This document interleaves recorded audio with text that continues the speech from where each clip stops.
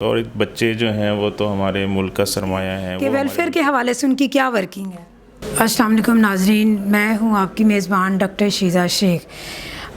आप जानते हैं कि मैं मैथ्स की प्रोफेसर हूं और एक सोशल वर्कर भी हूं। तो आज हम आपको एक ऐसी पर्सनालिटी के साथ मिलवाना चाह रहे हैं जो कि न्यूरो सर्जन है और उनका नाम जो है वो डॉक्टर फ़हीम उस्मानी है और जनरल हॉस्पिटल में वो एज ए डॉक्टर वर्कआउट कर रहे हैं। हम एक प्रोजेक्ट पे काम कर रहे हैं जिसका नाम डिसलेक्सिया है। हम पिछले 20-22 साल से इस पे वर्कआउट कर रहे हैं।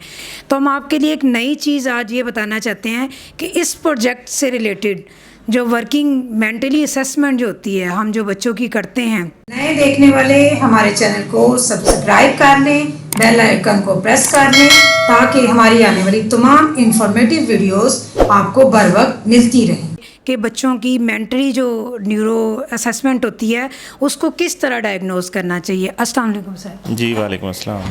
कैसे हैं आप? अल्हम्दुलिल्लाह जी बिल्कुल ठीक। अच्छा, आप चूँकि अपनी फील्ड के एक्सपर्ट हैं इस मामले में, तो मैं आपसे पूछना चाहूँगी कि न्यूरो सर्जन में जो है वो क्या आप डायग्नोज करते हैं पेशेंट का? देखें जी, न्यूरो सर्जरी में बेसिकली हम दिमाग अगर आप उसको बड़े उसमें लें, पैराए में लें, तो हम दिमाग की सारी बीमारियां जो हैं उनको असेस भी करते हैं और उनको ट्रीट भी करते हैं। उसमें दिमाग में जो पेशेंट्स को जो लोगों को मसले होते हैं उसमें सर दर्द, उल्टी के साथ नज़र का कमज़ोर होना और बहुत सी असाबी बीमारियाँ हैं और उसके अलावा कमर दर्द वगैरह भी, ये सब हमारी फील्ड के अंदर आते हैं और ये हम सब इनको ट्रीट करते हैं। जी बिल्कुल, जैसे डॉक्टर साहब ने बताया कि मेंटली प्रॉब्लम्स बच्चों की आती हैं या बड़ों की, जैसे सर दर्द वगैरह, बिल्कुल इसी तरह हम जो है डिसलेक्सिया के बच्चों पे जो वर्कआउट करते हैं, इसमें छोटी एज के बच्चे भी होते हैं और यंग एज के बच्चे भी होते हैं।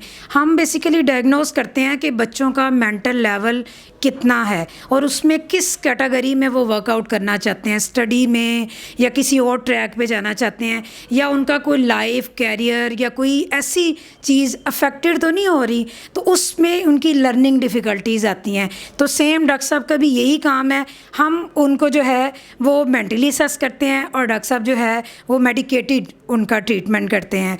इसी तरह जो है वो हमें पता चला कि डॉक्टर साहब काफ़ी वेलफेयर पे जो है वो काम कर रहे हैं। तो इस हवाले से सर से पूछते हैं कि वेलफेयर के हवाले से उनकी क्या वर्किंग है। देखें जी, पैसा तो एक अलग चीज़ है मगर एक इंसानियत की खिदमत भी करनी चाहिए और एक बच्चे जो हैं वो तो हमारे मुल्क का सरमाया है, वो हमारे मुल्क का फ्यूचर है। तो इंशाल्लाह जो भी उनके लिए पॉसिबल हो सका हम फ्री ऑफ कॉस्ट इंशाल्लाह उनको देखेंगे भी और उनका इलाज भी करेंगे और इंशाल्लाह आपके साथ पूरा कोऑपरेट करेंगे। जी नाज़रीन, डॉक्टर साहब ने बताया कि वो वेलफेयर के लिए हर तरीके से जो है वो हमारी हेल्प करेंगे और चूँकि इनका जो प्रोफेशन है वो हमारे डिसलेक्सिया का बिल्कुल 100% मैचिंग मेडिकेटेड काम है। और अगर कोई बच्चे मुस्तहिक ऐसे हैं जिनको कि हम डिज़र्विंग पे काम करते हैं और उनका ये ट्रीटमेंट कर सकते हैं मेडिकेटेड, तो वो ज़रूर उसका फ्री ऑफ कॉस्ट जो है वो ट्रीटमेंट करें। और आपको बताते चलें कि डिसलेक्सिया एक बहुत अहम जो है वो हमारी इशू बन गया हुआ है पाकिस्तान में, चूँकि इसको कोई डायग्नोज नहीं कर रहा और डॉक्टर साहब चूँकि इसके सर्जन हैं तो वो यकीनन इसको अंडरस्टैंड कर पाएंगे। तो इस चीज़ पे हमें ज़्यादा से ज़्यादा काम करना चाहिए क्योंकि इसमें ऐसी लर्निंग डिफ़िकल्टीज़ हैं जो माइंड के मोस्टली हिस्सों को जो है वो डैमेज कर देती हैं। तो वो डैमेज होने की वजह से बच्चे का कैरियर ख़राब हो जाता है, लाइफ ख़राब हो जाती है, एजुकेशन ख़राब हो जाती है, उसमें फाइनेंशियली इशू भी बहुत सारे बच्चों को आ सकते हैं। तो हमने इनकी एक वेलफेयर के लिए एक इंस्टीट्यूट बनाया हुआ है। बेसिकली तो वैसे ये बीमारियां जो हैं वो हर स्टेटस पे होती हैं, डिज़र्विंग में भी हो सकती हैं और जो है वो हाई लेवल लोगों पे भी आ सकती हैं। जो ब्रांड के स्कूल में मोस्टली उसमें 70% बच्चों में ये प्रॉब्लम्स होती हैं, लेकिन पेरेंट्स जो हैं उसको कवर अप कर लेते हैं और उस वजह से डायग्नोज नहीं करवाते अपनी इंसल्ट को बचाने के लिए। तो हमें चाहिए कि इनको डायग्नोज करवाएं, डॉक्टर साहब से रिलेट करें, इसके ट्रीटमेंट पॉसिबल हैं मेडिकेटेड भी और मेंटली असेसमेंट से भी। तो वो पेरेंट्स को चाहिए कि वो इनसे भी रिलेट करें, हमसे असेसमेंट करवाएं, तो वो बच्चे का फ्यूचर सेव हो सकता है। डॉक्टर साहब से पूछते हैं कि वो इस मकसद के लिए क्या आवाम को मैसेज देना चाहेंगे। देखें जी, इसमें यही बताना है कि जो बीमारियां हैं बच्चों की बीमारियां, उनको आप प्रॉपर आके दिखाएं डॉक्टर को, क्योंकि बहुत सारी ऐसी वजह होती हैं जो कि बच्चे की जो रोज़ाना की एक्टिविटी वर्किंग को मुतासर कर सकती हैं, और वो ऐसी चीज़ें हैं जो अननोटिस जाती हैं, जो कि करेक्टेबल होती हैं, जो कि ठीक हो सकती हैं। तो मेरा मैसेज यही है कि अपने बच्चों को, सॉरी मैं आपकी बात काट रही हूँ, पर ज़्यादातर लोग जो हैं वो ये समझते हैं कि इनका जो है वो मेंटली जितनी भी प्रॉब्लम है इनका सोल्यूशन नहीं होता, इनका ट्रीटमेंट नहीं होता। इस हवाले से आप क्या मैसेज देंगे?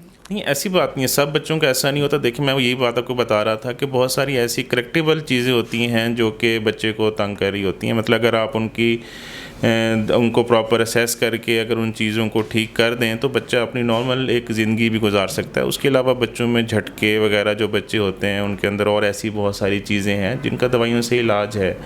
तो बेसिकली मैसेज यही है कि जो भी आप असेसमेंट ज़रूर कराएं, और अगर उसमें कोई ऐसी चीज़ है जो कि करेक्टेबल है तो उसकी आपके बच्चे की ज़िंदगी जो है वो बेहतर हो सकती है। जी बिल्कुल नाजरीन, बड़ा खूबसूरत मैसेज जो है वो डॉक्टर साहब ने दिया कि इनका ट्रीटमेंट पॉसिबल है।